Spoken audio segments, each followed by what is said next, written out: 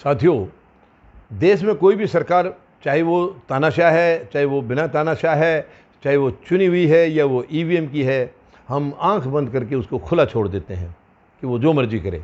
ये बहुत गलत है।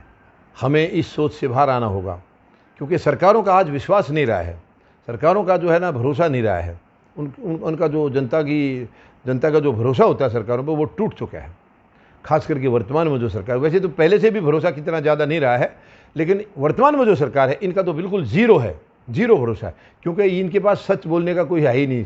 कभी एक भी आदमी इनका सच नहीं बोलता, सब झूठ बोलते, तमाम झूठे।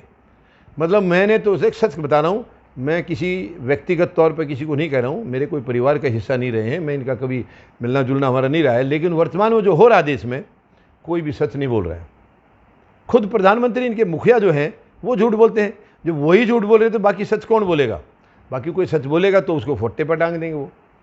तो मुझे लगता है शायद इनको हिदायतें दे रखी हैं, इंस्ट्रक्शन दे रखी हैं कि कोई भी सच नहीं बोलेगा। क्योंकि प्रधानमंत्री महोदय अगर झूठ बोलें और उनके मंत्री या बाकी सहयोगी या सांसद सच बोलें तो प्रधानमंत्री महोदय की बेइज्जती हो जाएगी कि यार ये तो सच बोल रहे हैं।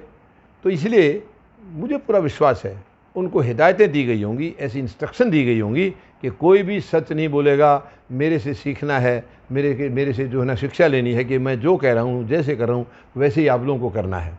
ये बहुत दुखद है, ये बहुत दुखद है। ये प्रशासन इस तरीके से नहीं चलता है, इस तरीके से। तो ये देखिए, इसका सबसे बड़ा कारण हम लोग खुद हैं। हम इन तानाशाहों को झेलते रहते हैं और रोकते नहीं हैं।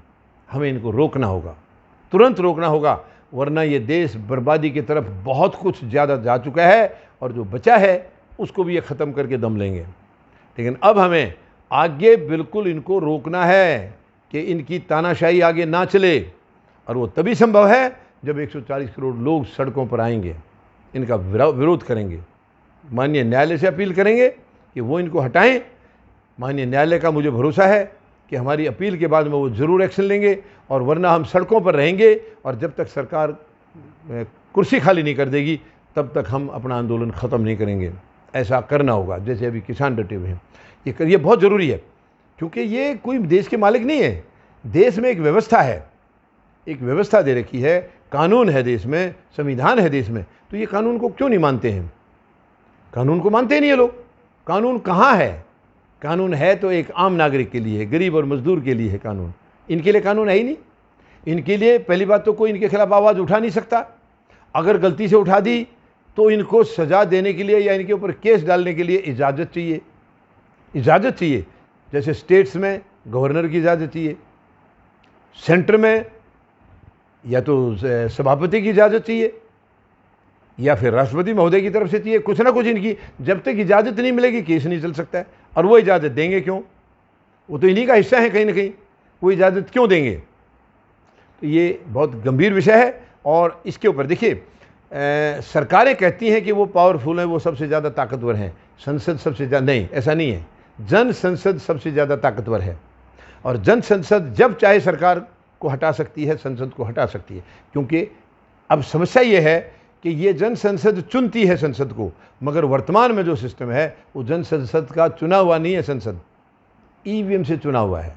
लेकिन हमें इनको हटाने के लिए अब बिल्कुल दिन रात एक करना होगा। सबसे पहले मशीन हटानी होगी, ईवीएम हटानी होगी, ताकि कोई भी सरकार ईवीएम से बन के ना आए, जनता के वोट से बने। और जनता के वोट से जो बनेगी वो जनता की चिंता कहीं ना कहीं ज़रूर करेगी, कुछ तो ज़रूर करेगी। तो अब समय आ गया है साथियों, हमें सरकार के खिलाफ खड़ा होना होगा, क्योंकि इनकी मानसिकता बहुत ख़राब है। हर जगह झूठ बोलते हैं, जवाबदेही कहीं है नहीं, कानून नाम की चीज़ है ही नहीं। कानून है तो कहाँ है? कानून केवल दिखाई देता है गरीब के लिए, मजदूर के लिए, आम इंसान के लिए। इनके लिए कानून है ही नहीं।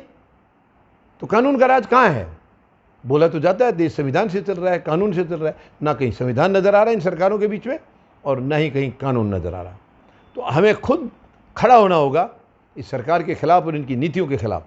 हमें इनका विरोध करना होगा, और हमें या तो ये सुधारें अपने आप को, वरना इसको बाहर निकाल के सरकार को हमें दूसरी सरकार चुननी होगी। इसके अलावा कोई रास्ता नहीं है। अगर देश बचाना है तो हमें करना होगा, वरना देश बर्बाद हो जाएगा, ख़त्म हो जाएगा। आज दुनिया भारत की तरफ देख के हंस रही है, भारत की तरफ हाथ हिला रही है जनता, पूरे देश की, विदेश की जनता। वरना भारत बहुत ऊंचा स्थान था, भारत को बड़ी सम्मान की नज़र से देखा जाता था। आज भारत को बहुत गलत नज़र से देख रहे हैं, क्योंकि भारत का शासन ऐसे लोगों के हाथ में है जिनकी मानसिकता देश के खिलाफ है, जो देश के खिलाफ मतलब देश के हक में एक भी काम नहीं करते हैं। अब उनको देशद्रोही कहें या क्या कहें, देशभक्त तो वो है नहीं, और वो अपने आप को देशभक्त बताते हैं। दोस्त जो देश के खिलाफ काम करे वो देशभक्त कैसे हो सकता है? अब इनसे पीछा छुड़ाना होगा, इसके अलावा कोई रास्ता नहीं है। तो पूरी जनता से मैं निवेदन करता हूँ, आप फौज जनता पार्टी के साथ आइए और बिल्कुल संवैधानिक तौर पर एक सरकार का गठन करेंगे हम इनको निकाल करके। धन्यवाद। जय जवान, जय किसान, जय हिंद।